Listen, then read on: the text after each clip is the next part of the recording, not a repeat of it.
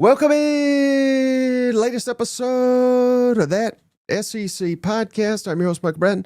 Go by SEC Mike on the Twitters, but not today, Shane. Today I'm Mike the Tiger. See what I did there? And there's your everybody's favorite cousin Shane, who goes by Bayou Shane on this one. What's up, buddy? Hey, baby, what's going on? Oh, flying in under the buzzer as per usual. Buddy, I was doing this, Dad. I was getting all this ready for LSU. Yeah. And I said, buddy, there's a lot of changes down on the bayou. So this one took a lot longer than some of the others to put together. But I'm fascinated to hear what you think about LSU, because this is a team, Shane. You could tell me they win the national championship, I believe. You could tell me Brian Kelly gets fired here in the middle of the season. I'd believe you. I don't know what to make of LSU. And personally, that's kind of to me, that's the most fun, when you don't know what you're getting out of a team. Yeah, I feel like that is what we got here in LSU. It feels like a very low floor and a very high ceiling. And I feel like I know which way it's going to go, but some folks not so fast. But I'm pumped up about this team. This is one I was excited about last year. I was really pumped up about what they've done in the portal, and the closer we get to the season, you're starting to see some smoke around some of these teams, catching a little fire, you know what I'm saying? And this is one of those programs that people are saying, hey, watch out. This could be the year. Yeah, but hey, before we dive into it, new month, Shane, I want to shout out cousin JP. He's the one that does all the voiceovers, all that stuff. He has compiled all this data, Shane. He asked me, if we thought this would be a great idea. I said, well, sure. And we have lots of good ideas, Shane. We just fail to execute the vast majority of them. So shout out JP. He's done all this work, Shane. Top 5 doters for the month of June. Again, let's give a shout out to the top 5 individuals and the top 5 teams, Shane. Yeah. Leading the way. And again, JP's done this too. That SEC podcast would like to recognize last week's biggest donors: Brandon Riley, Luis Segovia, Stephen Up, Kyle G, and Cousin Rick. Thank you all for being absolute legends. That SEC podcast would like to recognize I think it's playing again. Sorry. But shout out cousin JP for putting that together. Cousin Rick. Yeah. And just a breakdown, Shane. A&M was our number one most generous cousins, I guess we'll call it. Man, they donated over $500, Shane. And Texas, number 2. As soon as Shane saw this, he said, well, God, everything's bigger in Texas, I guess. So all the Bloghorns, we appreciate you. Bama, thanks to Stephen Up. Over $100 from Alabama fans, over $100 from Georgia fans, over $50 from Ole Miss, over $50 from Mississippi State fans, $50 from Oklahoma fans, just under $50 from South Carolina fans, over $40 from Tennessee fans, and over $25 from Missouri fans. And Shane, I'm sure the cousins can realize it. This is a slow time of year. We're still trying to put out good content. We're trying to put out original content. We're trying to do it every day. And there's been no ads. And so really, they are the ones fueling this show. So we can't thank you enough. Absolutely. From the bottom of our hearts, I really do appreciate everybody that's donated. And then, like I say on every show, Mike, even if you can't, the thumbs up, if that's all you can do, that's all we need. And I appreciate that as well. Oh yeah. And that we should have led with that, Shane. Think of those numbers. We don't ask for a dime. No obligations to give. We just want to shout out the people that have been doing it, because it really, heck, we probably wouldn't even go to media days if not for you guys giving us money. That's what it's going towards is the equipment and travel and all that. Yeah. So without you guys, there is no show. Shane's beer, of course. Beer budget, little Debbie cakes. There's some things, a little golf here and there. But no, I do appreciate all the cuz. I appreciate all the ones that also have donated for family members, and you know who you are. I called him Junior yesterday, and I apologize, but JR, Steven Up, I see him down here at the bottom. I really do appreciate you guys as well. And like I said, it's why we do it, man. We do it here to be a family, to talk college football, and talking season's coming to an end. I know we're doing this, but it just feels like, man, we got media days right around the corner. I can already hear. It's like these fan bases are starting to wake up online, and they're already shit talking, and I absolutely love it. That's what college football is about. And by gosh, we will have football in this month. Let that sink in. Yeah. Hey, shout out Steven Up, Shane. Always showing up for them boys in Tuscaloosa. It's Steven Up. Roll Tide. So shout out Steven Up, Shane. He has gifted a membership to Jason Bagley. Jason, welcome to the family. And JR, as always, Shane, the legend. Can't forget JR. The legend, cousin JR, has done it again. This time, Shane, he has blessed, let's see, Brian Jordan. Brian, welcome to the family. We appreciate you, Brian. Thank you, cuz.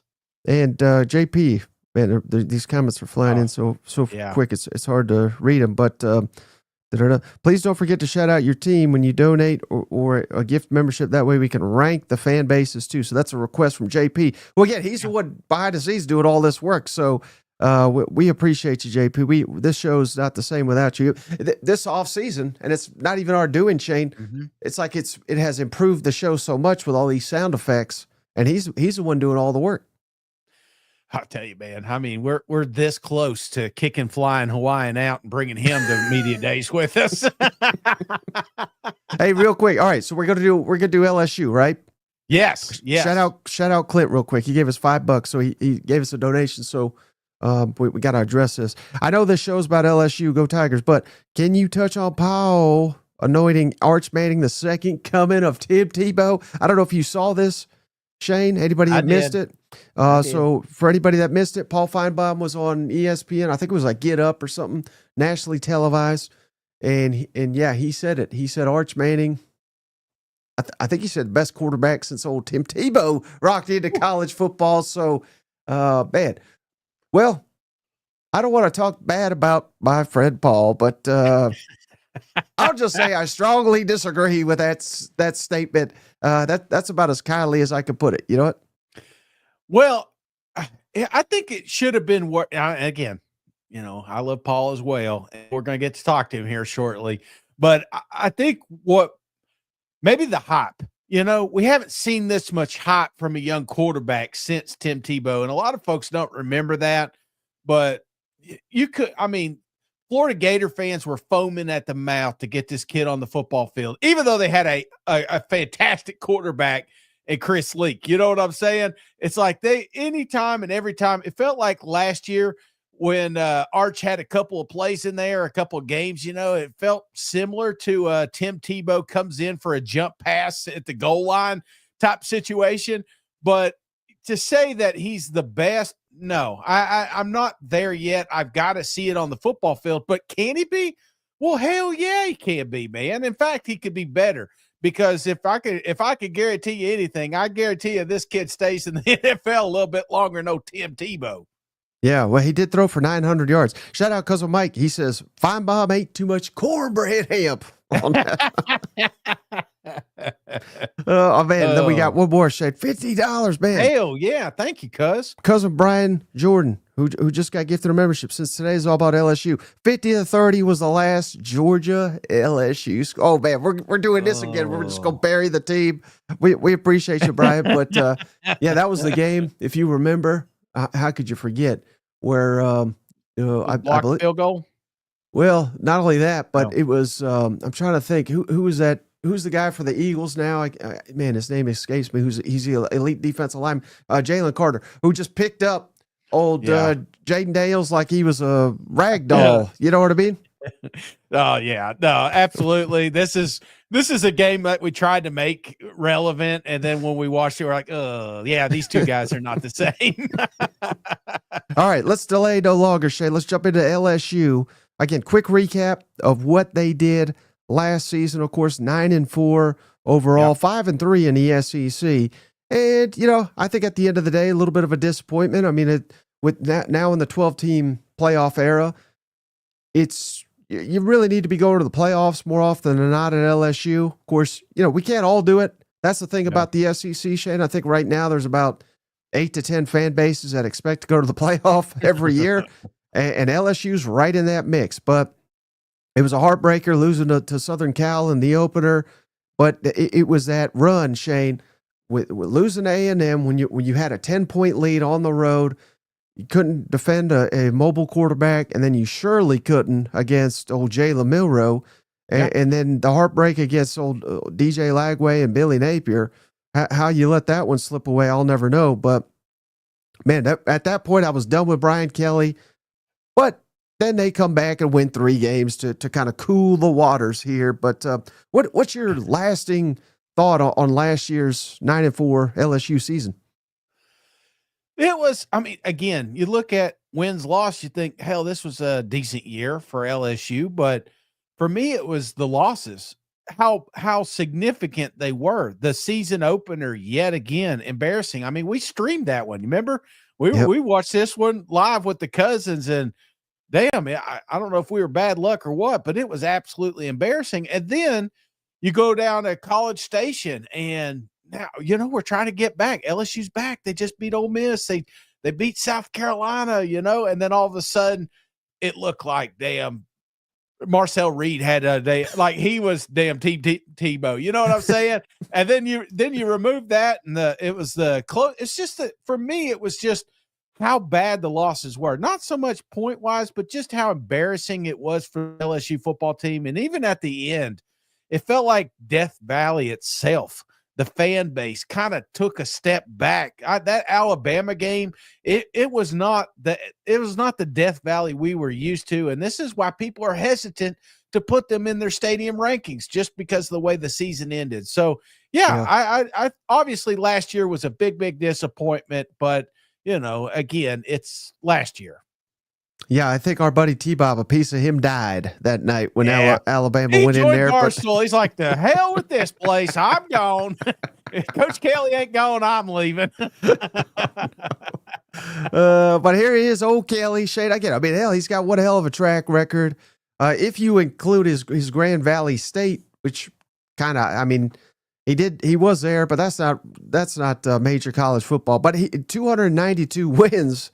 Is the most of any college football coach. I think any level right now, 195-73 at the major college ranks, 29-11 at LSU.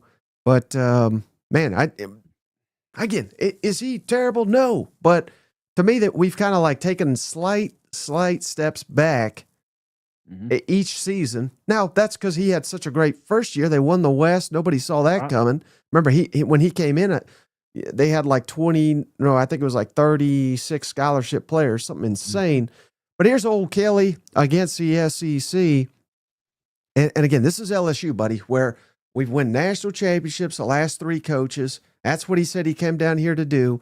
And, you know, he needs to have more success against some of these upper echelon teams. He's 3-0 against Arkansas, 2-0 against Auburn and Mississippi State, 2-1 against Florida and Ole Miss, 1-0 against Oklahoma, Vanderbilt, South Carolina, Missouri.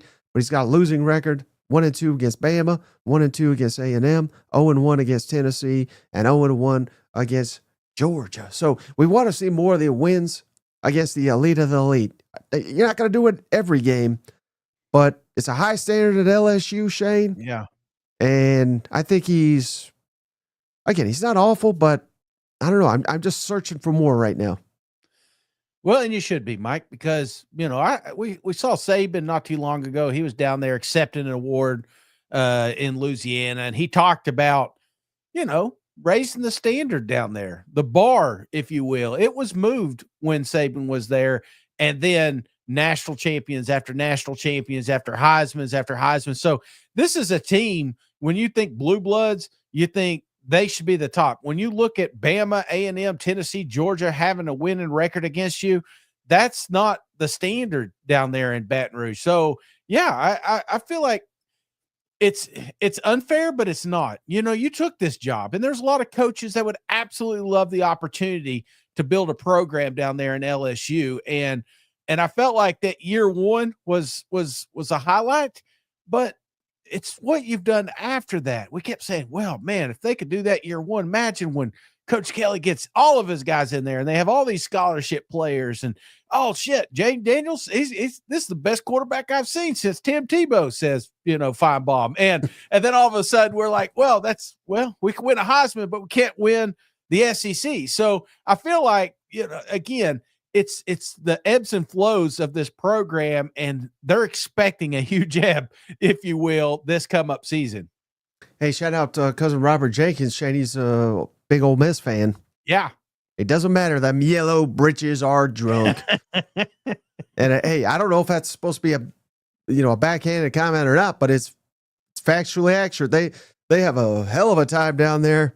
I think LSU, Death Valley, I think it's the best scene I've experienced in the SEC. So even when they're losing, they're having a good time down there, and they will drink your stadium dry. They've done it before. They'll do it again. You know what? Yeah, and I just love it because the coaches they hate each other. There's a few of them that just absolutely, and you know which one it is. Lane Kiffin would absolutely love to just own that program, but has trouble doing that here lately. Right. And then, both coordinators are back. That's good and bad, I think, Shane, because we got Joe Sloan back, offensive coordinator. Mm-hmm. And what's interesting, Shane, in the anonymous coach comments section of these magazines, the draft stuff, there was a lot of discussion about, wow, LSU had all this talent, like I believe the number 6 overall pick, the tight end went, I think, in the first round. All these guys. And the right tackle went, I think, in the second round. But it was a common theme. Did they get the most out of these guys? Yeah. And I have never seen Brian Kelly. Of course, we've not been following him that long because he's only been at LSU for 3 seasons. But I don't recall Brian Kelly ever being on the sideline with the play sheet until last year. So, Again, he may have done that before. Maybe that's something he does. But that doesn't exactly speak highly of old Joe Sloan there. I think he's got to do a lot better job this year. Now, again, it's year 2 for him, but he's been on staff previously. But I think the coordinator everybody's going to watch, of course, is defensive coordinator Blake Baker in year 2 down here as the defensive coordinator in Baton Rouge after his good run at Missouri. But how does this defense look? Because they took seemingly big strides last year. Mm-hmm. Until that A&M game you referenced. And then the whole thing kind of cratered on them. So we need more consistency. We don't got it. We got talent on offense. I'm not saying the defense got to lead us the entire season, but we just can't kind of like let go of the rope halfway through the year and expect to make the college football playoff. And we'll get to this defense, but not a ton of production returning. But they have gone gangbusters in the transfer portal. So I don't know. This is going to be one of the most intriguing positions, the LSU defense I'm talking about, I think, in all of the SEC this season. Yeah, you talk about pressure. That defense, you're right. It made strides, but it still fell short, in my opinion. And that's what LSU fans, that's what just people watching LSU football games are looking at. They're saying, hey, they got one side of the ball figured out. And if they had some life on that defense side, some of these games, they would be right there in the mix. That's when you look at the losses they had, some of them, it was just the defense. And if the defense could have done their job, then who knows, we would have been in the playoffs. But yeah, Baker, this is a big one for him. They're paying him a ton of money, man, ton of money to win. And if they don't, there's going to be some big changes at the end of the season, man. Mm-hmm. All right. So let's get into the returning production for them LSU Tigers, Shane. And thanks to Garrett Nussmeier, we got a lot returning, over 98, nearly 100% of our passing. Thanks to old Garrett Nussmeier, one of the more veteran quarterbacks in this conference. Rushing, returning 63%. That is number 7 in the SEC. 3 of our top 4 rushers from last year are back. Oh, and excuse me, I should have led with this. Over 60% of the offensive overall is back. That's 5th in the SEC. So that, again, these are all good signs for LSU. Receiving yards, 45.2%. That is 6th in the conference. We lost 4 of our top 5 receivers from last year, but Aaron Anderson was number 1 in catches and yards, so he's back. That's big.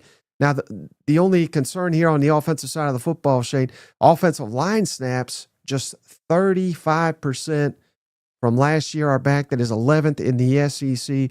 4 of our top 5 offensive line snaps are gone from last year, but DJ Chester led us, and he's back, so that's good news. But, you know, you could have all the shiny toys you want, Shane, if you don't have an offensive line, and I'm not saying they don't, because again, we'll get to the portal here in a minute, but if the offensive line does not do its part, none of the rest of this matters, in my opinion.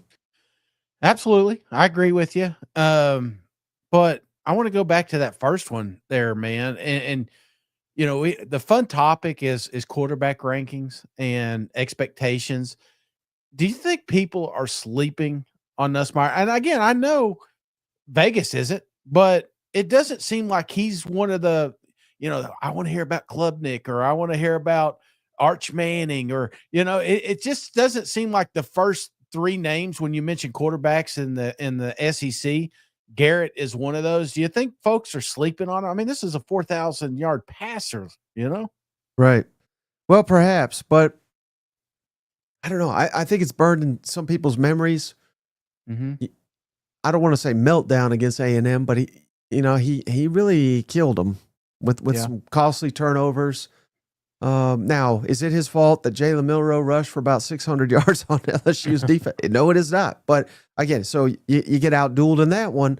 And then even DJ Lagway, true freshman, kind of outduels you head to head. I think that is a lasting impression people have, to where there are some people, Shane, you might be 100% right. Some people have already said Garrett Nussmeier, they predict he'll be the number 1 pick in the upcoming NFL draft. So the NFL loves him, but I don't know. I mean, this ain't NFL. This is LSU. Who in the hell cares what he's projected as? He's got to get it done on the field. I'm not saying he's a bad quarterback by any means, but I don't know. He could be one of these that is, maybe he's a better pro prospect than he is a college prospect. Yeah. No, I get that. I feel like when Vegas is telling you that he's got such a great shot to win a Heisman, when NFL's coming out here saying they can't wait for this kid to suit up, it just feels like we should be talking more about him. But Arch Manning, DJ Lagway, Lenore Sellers, 3 other guys in the country, seems like those names kind of get popped up, and then it's like, and Nussmeier should be pretty good. You know, I think he's been slept on a little bit, and maybe that's right where he wants to be. Yeah, not I'm just saying, being talked about, you know. And we'll all be talking about Garrett Nussmeier. We'll get to the schedule breakdown here in just a second. If they come out week 1 and win at Clemson, you know, that's when he's going to get his pub. Yeah, absolutely. Now, how about the defense, Shane? Returning production. Now, again, here, this is a tricky part.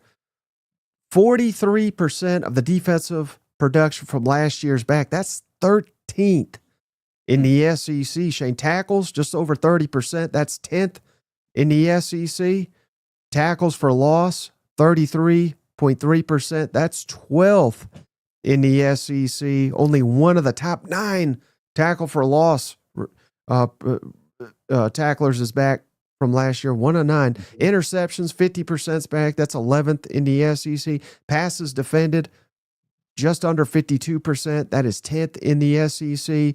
And then a lot of people look at these snap counts, Shane, for defensive backs and defensive line. LSU's 14th in both defensive back snaps and defensive line snaps returning from last year. So if we're expecting Blake Baker and his defense to take a big step forward, that these numbers, now just returning production, again, we'll get to the transfers here in a second, but just returning production indicate that a big jump may not be coming for LSU's defense, which is another reason that I'm so concerned about all this hype they have coming into the year.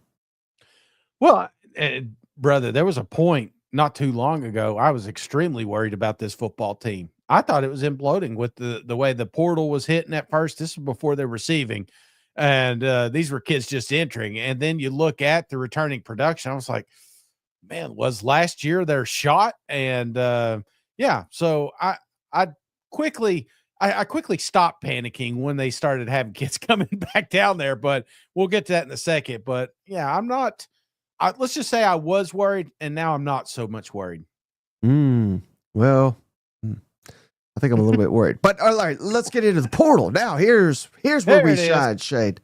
Here's where we shine. On Three's got this as the number 2 portal class. 24/7 Sports got this as the number 1. So, of course, we lean 24/7 on this one, Shade. 18 transfers in, 23 transfers out, but none of those guys could even play a lick. We didn't need them. We needed these 18 guys coming in here, though, Shane. Yep. And I don't even know where to begin with these guys, but I'm going to start with defensive end, edge defender Patrick Payton over from Florida State, Shane. 32 tackles for loss in his career, 16 sacks. I believe no player in all of college football has as many as 16 sacks that's returning than Patrick Payton. So they got their edge rusher via the transfer portal. Barry Brown, we've always loved that guy up at Kentucky, Shane. He had over 120 catches, over 1,500 yards, and 11 touchdowns just receiving. And he's the all-time SEC record holder, Shane. 5 kickoff return touchdowns for Barry Brown. So that's a huge impact guy. Now, we were a little worried about the offensive line. So what do? We address it via the portal with Josh Thompson out of Northwestern and Braylon Moore from Virginia Tech. These are plug-and-play, day one starters on your offensive line. Jack Pyburn, defensive end from Florida, 60 tackles, a sack, an interception. He is your classic run-stuffing defensive end. And then they went crazy in the portal on defensive backs. A.J. Halsley from Houston, Tamarcus Cooley from NC State, receiver Nick Anderson, who was missed last year, but the year before he was freshman All-American at Oklahoma. I mean, it just goes on and on and on. Bauer Sharp, he led Oklahoma in catches and receiving yards last year at tight end. Oh yeah. Michael Van Buren, just one of the more promising quarterbacks in the conference last year. They got him to come back up Garrett Nussmeier. Donovan Green, Texas A&M tight end. He was number 1 tight end in the country coming out of high school when he came out. So the list goes on and on and on. A lot of portal pieces here for LSU. Yeah. And now this is it was last year, it was kind of Ole Miss, the portal class U. This year it's LSU. Hopefully different results for the Tigers. But if you're an LSU fan, this is what I'm excited about this football team. Yeah. And for me, obviously, I love offense. And when I look at Barry Brown and Nick Anderson, I look at guys with extremely high ceilings. It's almost like how many times have we said, this is the breakout season for Barry Brown? This is the breakout season for Nick Anderson. If he stay healthy, man, I tell you what, they got some damn weapons around him. And yes, the defense, filling in the holes, filling up some of these things that I was a little bit worried about. Now I'm not so much. I mean, hell, we had Jack out here not too long ago, excited that he's finally had a good football program. You remember that comment, not mine. So, oh yeah. I feel like the portal needed to be addressed. The portal was addressed. It took even some of Coach Kelly's own money to make this thing happen. And brother, all chips are on the table for them LSU Tigers because of it. And then they also signed a top 10 recruiting class. I think it was like number 1 before they had a quarterback who we don't even care, but he went somewhere else. But we did get the number 1 corner in the country, Shane DJ Pickett, and the number 1 running back, Harlem Berry, number 2 and 3 interior offensive linemen in this class, number 8 linebacker Charles Ross, along with many, many, many other prospects. So LSU got another top 10 class, as they do. I mean, they just get that every year. It's just not even that big a deal anymore. No, but hey, side note, can you kind of explain a little bit of that transfer portal news we saw today, just for the cousins, real quick? I don't really know what you're talking about. About the window that just opened. If you're a designated, can You didn't hear that, or you didn't see it today? I've been working on this shit all day. Oh, well. On another episode.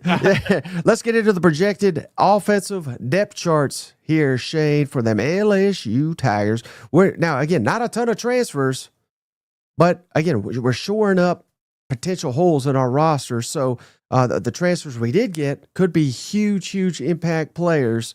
This was difficult because, again, I don't know 100% where the strengths are going to be. Yeah, now I'm not seeing a lot of weaknesses, but I'm kind of questioning where's the ultimate strength. And I'm going to go quarterback just because this was for you, buddy. 40 touchdowns, like you were saying. Garrett Nussmeier, nearly 6,000 passing yards, 14 starts. And the fact they're bringing in Michael Van Buren from Mississippi State, I don't know that there's a better 1-2 quarterback combo in the entire conference than the one they got in Baton Rouge right now. Yeah, no, I totally agree with you here. I think this is a deep group, fun group, exciting group. This is, it seems like LSU always has those U's. You ever, remember that DBU and wide receiver U? It feels like this is one of those U's, Mike. Yep, and hell, LSU might be receiver U, and that's where I'm going next, Shane, with Aaron Anderson back, Chris Hilton. He was banged up, but he last year averaged something insane like 28 yards per catch. He's a big play waiting to happen. Xavier Thomas is back. And then name to know, Shane, Trey'Dez Green. He played last year as a true freshman. He is like just your freakazoid athlete out there. I think he's like 6'7", can play tight end, can play receiver. I'm not 100% sure where they're going to line him up this year. He's played them both.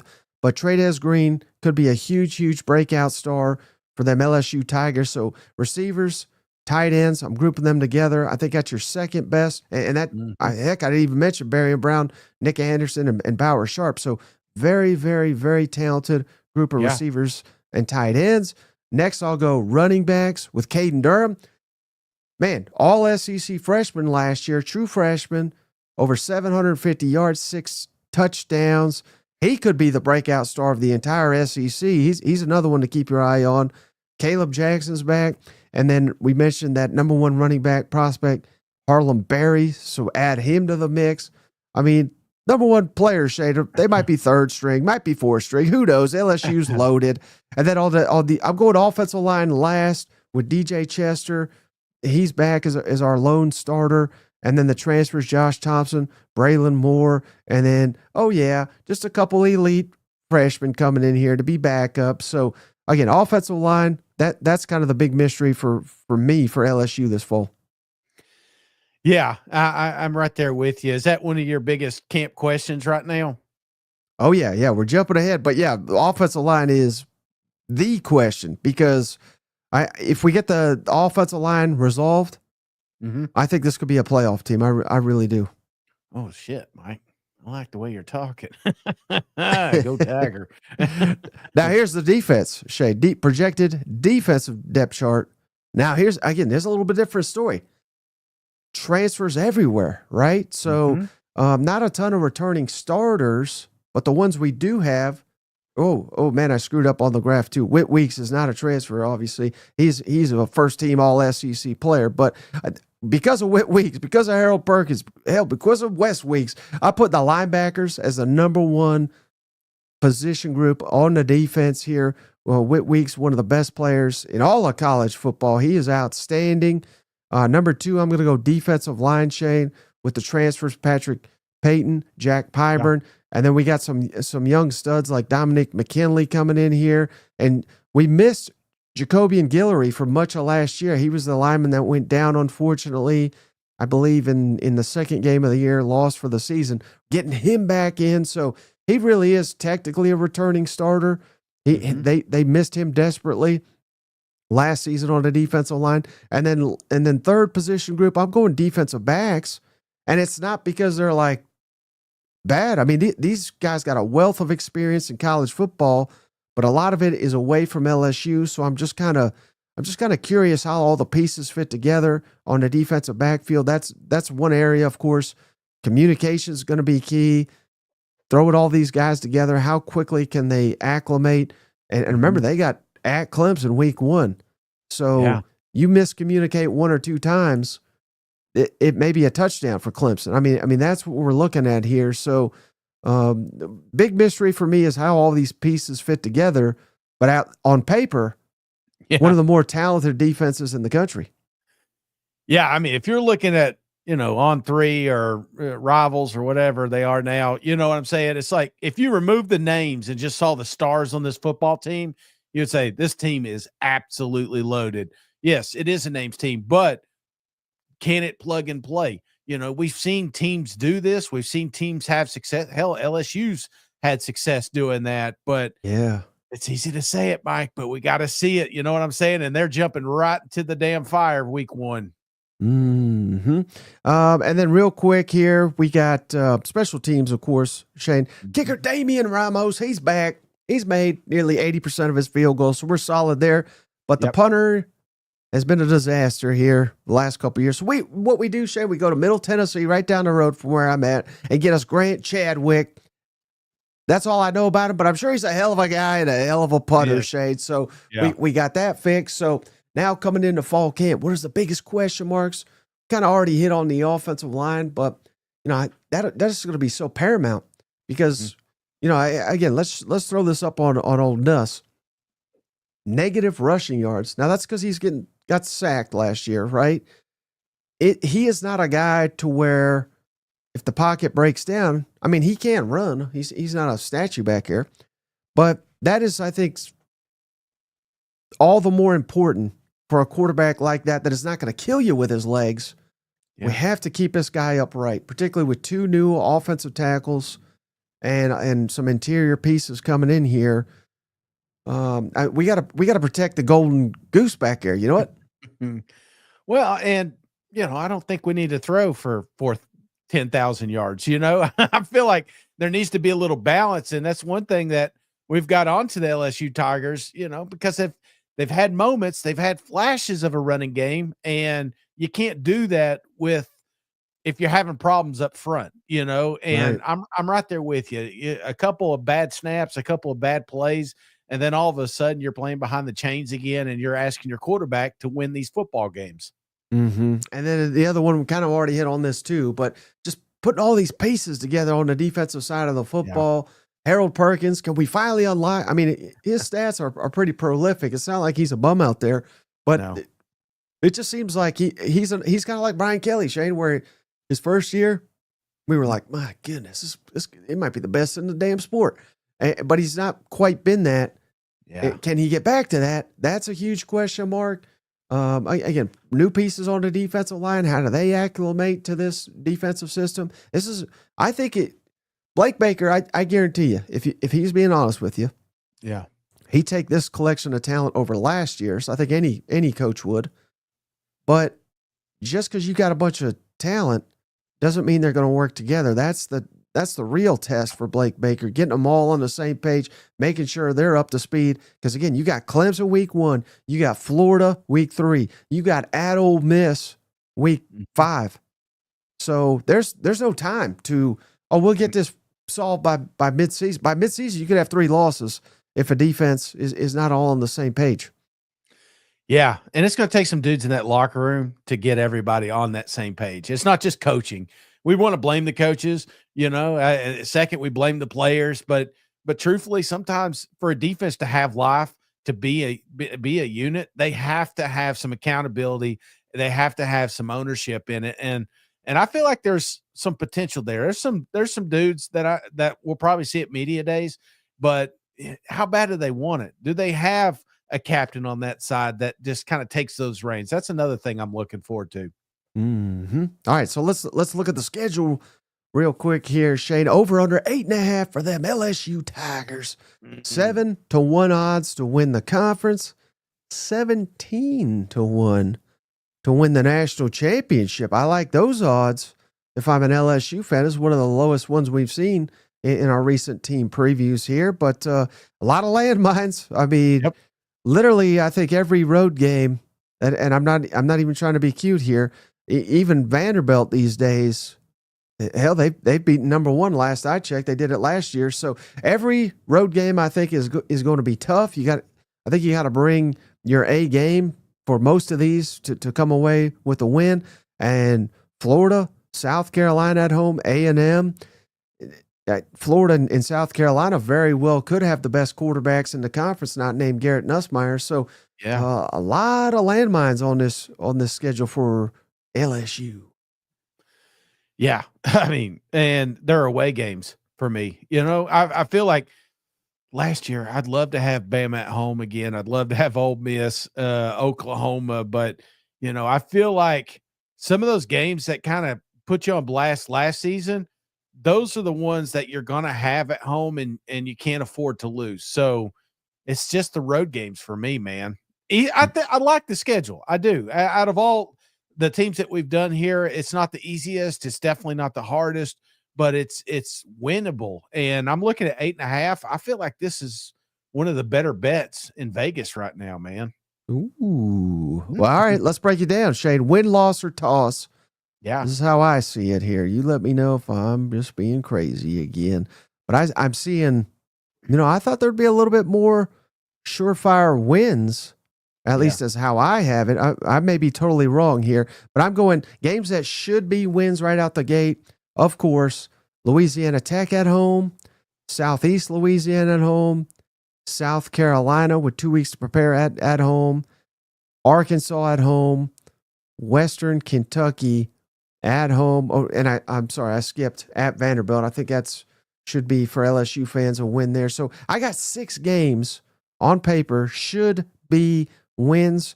Do you disagree with any of the should be wins? Should be wins. I do not disagree. Now here's the tricky part, Shane. I didn't realize I had this many toss-ups for LSU. Mm-hmm. And you probably disagree with some of these, but at Clemson in the opener, I think that's a toss-up. Florida, even though it's at home, I think that's a toss-up. At Ole Miss, I think that's a toss-up. A&M at home, that's a toss-up. And at Oklahoma. So I got 5 toss-ups for them Tigers. You tell me where I got it wrong. I think I do. I would like to go back and amend a mistake I made earlier. September 13th should be a win with the Florida Gators at home. Ooh. And not a toss. And I would switch, which you're about to get to, Alabama from loss to toss. I think these teams are pretty damn close. And it's good. I mean, just anything can happen in this rivalry. Hell, the live Tigers showed up last year. You just never know what's going to happen in this Alabama matchup. I know. I got it as a loss. All right, so let's go game by game here, Shane. Yeah, game by game. Now this first one, buddy. Remind the cousins. Oh yeah. So best case, optimistic, maybe a little homer, however you want to do it. Game by game, how it's going to break down for LSU. The Battle of the Tigers, Shane, at Clemson. I think this is the best game week 1. There's some good ones out there, but I think this is the best game. Could be wrong. Clemson just won the ACC. That doesn't really impress me much. So I'm gonna be honest with you. I mean, they beat SMU in the damn title game, and it took a last second field goal, I think, to do it. But again, they went 10-4. But LSU has not won an opener, of course, since 2019. You're gonna hear that stat about 10,000 times the next 2 months. Yeah. Man, this is I'd feel a lot more confident about it, Shane, if it was at home, but it's in the wrong fake Death Valley. This is not the real Death Valley by any means. The real one's in Baton Rouge. The Temu Death Valley, Yeah, thank you. But I don't know. I mean, I just don't know, Shane. 2019 is a long time ago. History may repeat itself because Clemson's getting their ass whooped. Come on. No respect for Dabo. Dabo's a fool. Remember he said he was going to quit when they started paying the players? Well, that was about 5 years ago. He still hadn't quit, Shane. So I don't understand why everybody's sucking up to old Clemson, who lost 4 games last year. Oh, yeah. Yeah. I mean, I think this will be a battle, but no, I don't think Clemson is in the same ballpark as LSU. No, they done crowned the quarterback as the best quarterback in the country. They've done crowned Dabo as he is officially putting Clemson back in college football playoff championship contention. And it seems like we do that every year. Didn't we do that last year when they played Georgia and we're like, hey, this could be a game, and it was for a half, and then it wasn't. And the only thing, I guess, the saving grace is that Clemson has them week 1 because LSU has really sucked. Well, I shouldn't say LSU. Coach Kelly has sucked against week 1 opponents. And they've got some athletes, man. I ain't gonna lie. I saw Brandon Jacobs. Boy, I don't know. You remember the big running back, 6'4" guy? He's next to his son, and his son dwarfs him. And I was like, damn, that's a big old boy. He should be playing in the SEC. And maybe he'll transfer. Who knows? Because after they get this first loss, he's going to be looking for a new home. Give me a big victory for them LSU Tigers. All right. We don't have to waste a lot of time on week 2. Louisiana Tech, get the hell out of here. Yeah. They went 5-8 last year, Shane. Yep. They're going to be losers on that one. The LSU's played them 20 times. They're 19-1. They won 16 in a row. Give me 17 in a row. But now here's where it gets tricky, Shane. Florida comes to town. I know you can't stand them Gators. You think it's a house of cards, Billy Napier, what a DJ Lagway, who? I don't know, man. Not that this really has anything to do with this game, but do you have any idea? I had forgotten this. The all-time series, who leads it? LSU, Florida? All-time series? I would lean LSU. Trick question. It's tied 34-34. So, I mean, this been a damn battle, Shane. Florida's not won in Baton Rouge since 2016, the famous goal line when Tennessee needed them. LSU to win that one. But, no, I mean, this is a heck of a series, Shane. This is personal for old Billy Napier. He wanted the LSU job. They didn't even consider him for the job. Florida won it last year. Big upset. Speaking of Florida upset, they're going to be upset week 3. Come on. I know. I think this may be their toughest game I mean, I got more respect for Florida than I do Clemson right now, but this being at home, I'm going to give LSU the edge. If it was in the swamp, I'd be picking Florida to win it. I think this is just like Billy Napier likes some shade. A 1-possession game goes down to the wire. The angriest I've ever seen Coach Kelly was, well, I don't know. He did slam that water. But I would say on the field, it had to have been at the Florida Gators. And I feel like that's when the ridicule started. That's when the tough questions started in media. And, they wanted Coach Kelly's job for a minute. There was a few of them, and probably still do.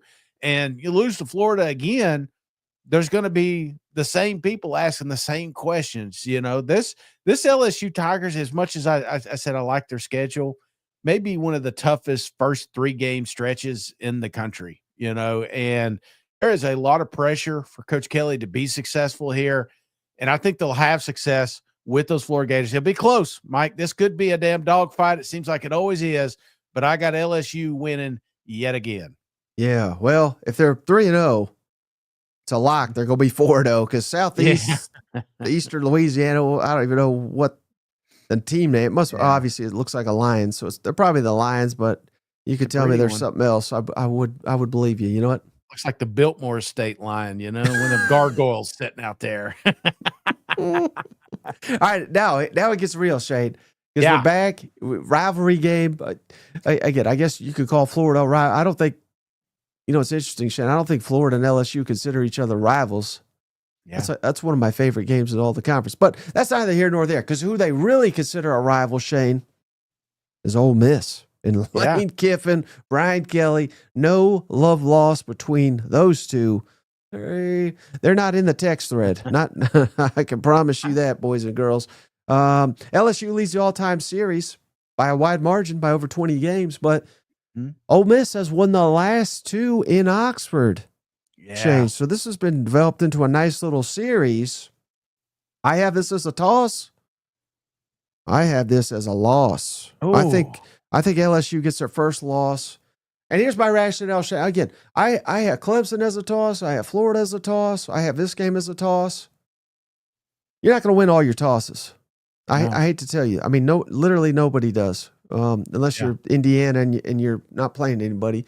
But if you got 3 tosses and you go 2-1, I think you're still on the path to have a hell of a season. So I'm not guaranteeing it breaks out this way, like they may lose to Florida, beat Ole Miss, or they may beat Ole Miss and Florida, but lose to Clemson. I think they're 2-1 in these critical games after the first three. Well, it's funny you said that, because I felt, if I were being honest, Mike, there's a game that's going to sneak up sometime early in the season and get them. And this is kind of the one I was looking at, but since you picked them, I don't want to pick them now. So, LSU, Ole Miss, this is a fun freaking game. That's the one thing I love. LSU, Florida has always been personal, even before Kelly, but then now you got the Ole Miss, the Lane Kiffin, Coach Kelly. I mean, every game has a little bit of it to it. And this will be a personal game. And I think Lane Kiffin, deep down inside, if you're asking True Surham which job he would like to have, he'd like to come down there, play for them purple team. But he ain't going to, because LSU's going to get a win, and they ain't going to fire Coach Kelly when he's beating Ole Miss, Coach. So give me another victory here for the LSU Tigers. Over under how many times Lane Kiffin going to tweet about Brian Kelly the week of this game? I'm setting over under at 3.5. This week. He doesn't do much leading up. Now he does after. He does a fantastic troll job. I would say the week after there would probably be 3 or 4 references. Because he got in trouble with the button. You remember that? Now can't use that anymore. Right. If LSU does win this game in Oxford, Brian Kelly ought to do his dance at midfield. It's just Kiffin's kind of trolled him over the dancing, Oh my gosh. If he has any life in him, break out that Southern accent and start dancing, son. All right. Now we got 2 weeks to prepare for South Carolina, Shane, but they're coming to our house this year. Yeah. One of the best quarterbacks in the conference, if not the country, Lenore Sellers. This could be the best matchup of quarterbacks in all of college football this season, Nussmeier versus Sellers. So this should be one heck of a matchup. How do they corral Sellers? I think by this point, if you're a South Carolina fan, if you're being honest, Shane, defense is a work in progress. Yep. But I think by this point of the season, I think they're going to have it, kind of in tune. So I think the defense will be pretty good by this ball game. The problem is it's probably going to be a night game. It's in the real Death Valley. I think LSU gets a win here. Yeah, this will be a good game. I mean, South Carolina's sure the hell gonna want it. You know what I'm saying? After last year's, this could be a close one, brother. Oh, truth. And I'm not just saying it as a homer. I'm just saying this is one of those games that I was telling you about that could really sneak up and catch LSU. I've got LSU winning because they should win, but I'm not saying they're going to win except for this show. So, yeah, they're going to win. So, give me LSU with another victory. How about the next week, Shay? Going on the road to Vanderbilt. Yeah. Because we got such great fans, though, it's really going to be a home game more than anything. And it always is up here in Nashville. But, you can't just chalk this up anymore to an automatic W. You know, the way Vanderbilt plays, they chew up the clock. They go slow. You make a mistake or two, and you may only get 6 possessions in this football game. So if you turn it over once or twice, that could really kill you. Yeah. I say all that to try to make this one interesting. LSU's getting another win, Shane, beating Vanderbilt. So I'd have them 6-1 at this point. Yeah. I don't think Pavia mentioned LSU, did he? He's wanting that one to kind of slide under the radar there. But, yeah, I remember this game. In fact, I put up a graphic. It was last time they were up there. I think Jamar Chase had over 200 yards receiving. They ran out of alcohol at halftime. I mean, this was a very violent and drunk early football game. But LSU ain't losing this damn one. That's why Pavia ain't talking. Give me another victory for them Tigers. All right, now how about this one, Shane? The very next week. Now they're getting a lot of critical home games here. Yeah, because A&M's coming to town, and A&M again. That's the one that the wheels start falling off when you lost to them last year.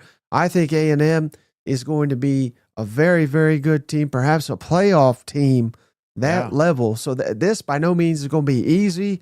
It should be quite the matchup. Your defense versus their offense, because A&M should have one of the better rushing attacks in the entire conference. Has LSU solved the running quarterback? Because if they haven't, they're gonna lose this one too, Shade. But another home game. Give me LSU. I think we get a big win here. This may be this could define who makes college football playoff. Brother, this one surprised me, shook me last year. I couldn't believe it. Felt like LSU left half their roster in Louisiana or something. Baker, we just gave Baker such a hard time. You talking about he was playing chess out there with that defense, and I don't know. It's something about this game, something about Texas A&M and LSU. I think they match well. This could be a really, really good football game, and I feel like this is the game that sneaks up to them. They start looking ahead a little bit. I don't want to call it a trap game because A&M will be ranked when this happens, but I think this is where they get their first loss here, Mike. Death Valley. Ooh. Yeah, a little bit of a shocker, a little bit of surprise, maybe a little look ahead, but I think they've got a loss on their record by this time. How much Billy Lucci pay you for that take? Well, let's go back to the leading donators for the show. No. All right. Well, hey, if that happens, Shane, all the more significance on this next game. 2 weeks to prepare at Alabama. Alabama will have 2 weeks to prepare as well. Southeastern Conference ensures that both these teams got 2 weeks to prepare. So there's going to be a lot of hype. Alabama's probably going to have a similar record as LSU. Yep. This one, I don't want to call it a playoff eliminator, but I think certainly, again, I mean, I hate to keep repeating myself, but these games are just so huge. Yeah. The loser could still make the playoff, certainly, but at the end of the day, it may come down to who wins this football game. And I hate to do it, Shane, but I think Alabama is going to be much improved. Doesn't mean LSU won't be, but it being on the road and everything, I got to go Alabama on this one. They smoked you last year, but they don't have Jalen Milroe anymore either. So, maybe that's the silver lining because he really was the difference in the last season's game. Well, Mike, I hope Brian Simpson's not an LSU fan because he's trying to figure out how not to be a cousin. But I wanted to give cousin Simpson a shout out. Welcome to the family. He said he's got to be an Alabama fan. Yeah, I know. All this, you got excited, you pulled the trigger, and I get it. This should be a good game. I don't know why we keep saying it's not. I haven't crowned Bama. I kind of have in some sense, but not when you're looking optimistically at LSU. Optimistically, how can you look at this roster that they have and say they can't hang with Bama? Match up well. Great defense against great offense. I think that's going to be obviously the storyline coming into this thing. But at the end of the day, you had trouble with them at home.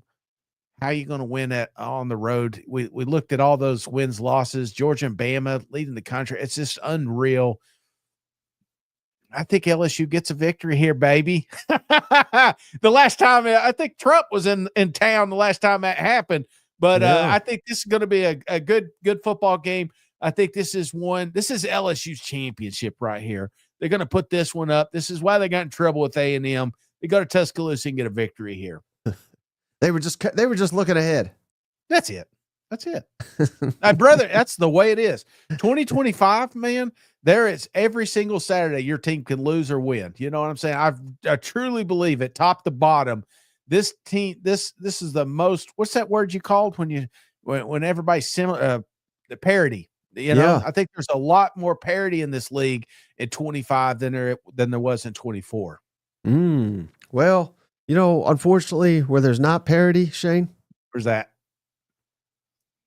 And I got a lot of respect for the quarterback, but not at Arkansas. Come on, that's a win. LSU owns the Golden Boot here. They lead the all-time series 45-23. Again, if Taylor Green catches fire, maybe. Yeah. But playing at home, coming off that big Alabama. Now you got to be careful. Yeah. I know you just predicted a win against Bama, but there have been many at LSU, Shane, where they lose to Bama. Yeah. And then it kind of beats them twice. I'm thinking back in the Bielema days. He's still running his mouth, but a lot of those Bielema, I think it was twice happened where LSU would lose to Bama, and then they were just didn't seem like their hearts was in it against Arkansas the following week. So yeah, again, I don't think I kind of dismissed Arkansas, but if they lose to Bama, this is a dangerous game.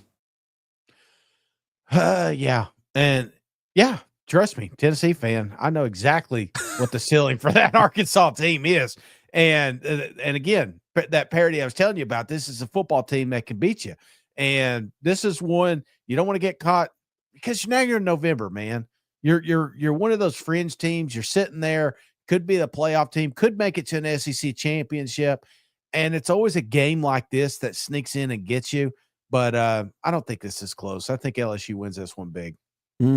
Now, Western Kentucky, we get a little break here. Yeah, they lost 63-0 to Bama last year. They'll lose 58-0 here to LSU, I think.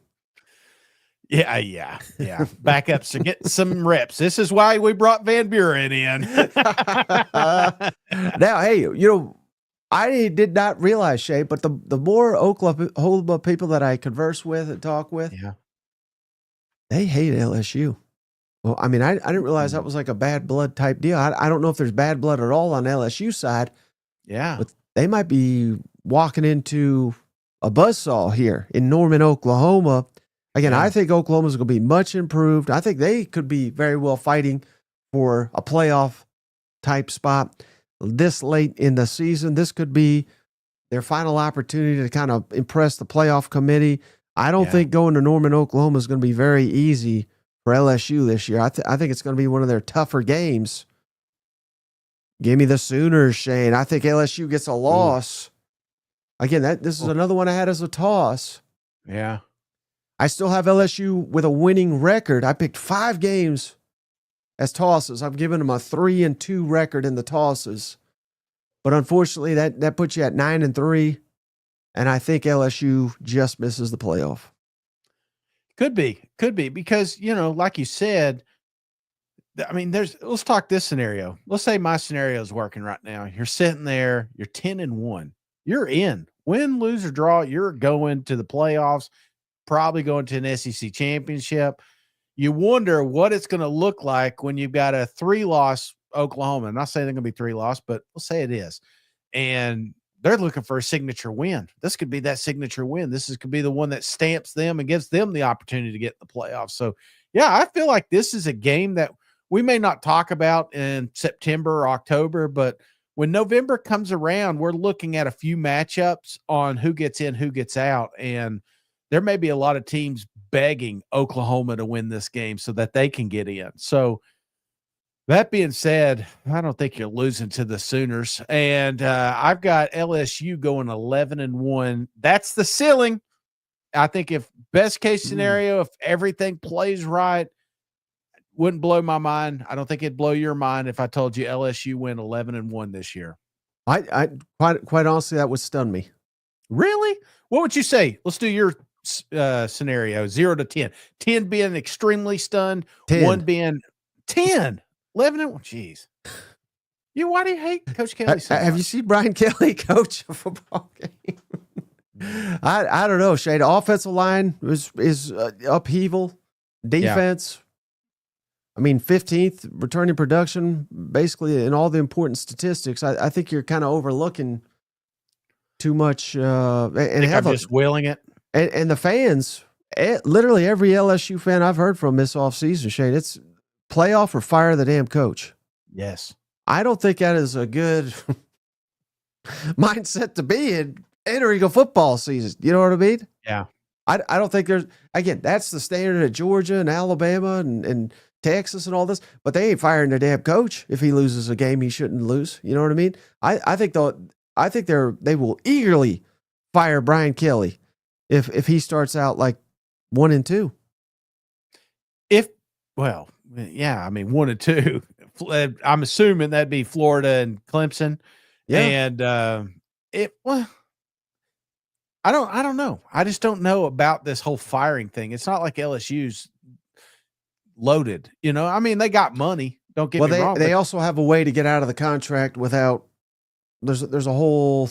There was a player they had. It's a whole big story, but they have already on it.